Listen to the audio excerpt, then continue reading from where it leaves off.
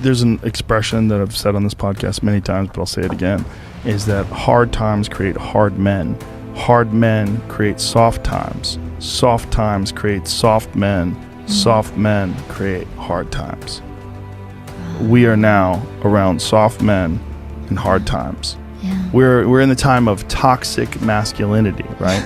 Where you could be toxically male, and then if you're suppressing masculinity, you're going to bring on hard times. It doesn't mean masculinity doesn't mean you're mean. It doesn't mean you're angry. It means strength. Yes. It means discipline. It means the ability, like you need a military. And if you don't think you need a military, you need to go and pay attention to the rest of the world, because there's militaries all over the world that are doing horrific things. If you don't have a military in this country that can combat that and at least act as a deterrent to them doing things, you're going to get taken over.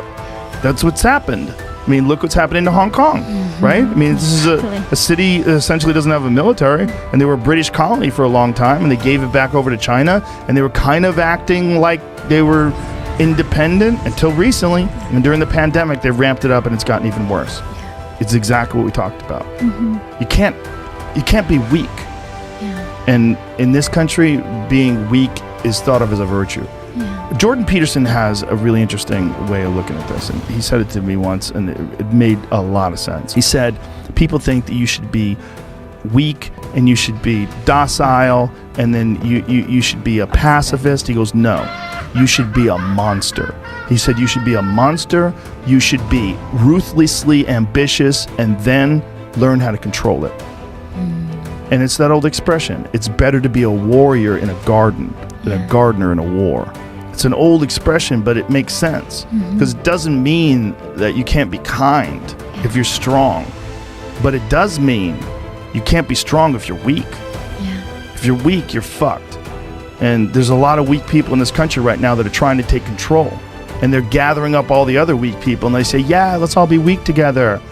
And they're willing to embrace all sorts of ideas that have been disproven, not just disproven, that have caused the deaths of untold millions of people in Maoist China and Stalinist Russia, and it's crazy. And they're short-sighted, and they're short-sighted because in the short term they want their tribe to win, and there's so many weak people that'll join along with them. There's so many just simple-minded dullards that just want to promote their tribe.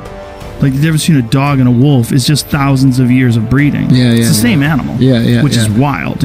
My dog Marshall, sweetest fucking animal. Everybody's his friend. But he's an ancestor of a wolf. They've turned him into this thing through thousands of years of breeding. Is that what just they're doing like they're trying to do to men?